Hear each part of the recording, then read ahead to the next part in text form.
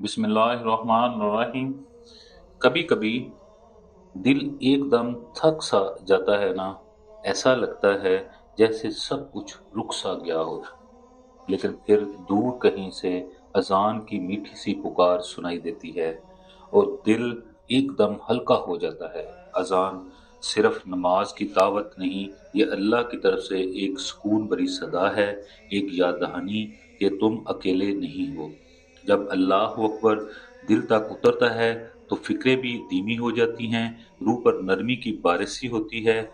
जरा रुक जाओ, गहरी सांस लो और इस पुकार को दिल के अंदर उतरने दो। हर लफ्ज तुम्हें अल्लाह से और करीब करता है, हर कलमा तुम्हारी बेचैनी को चुप करा देता है। या अल्लाह, हमारे दिलों को सुकून दे, हमारे घरों में सुकून, बरकत और रहमत उतार दे, हमारी जिंदगी को अपनी हदायत से रोशन कर दे, हमारी परेशानियां आसान कर दे और हमारे कदम तेरी तरफ मजबूत कर दे। अपनी दुआएं कमेंट्स में लिख दें, हम सब मिलकर आमीन कहेंगे।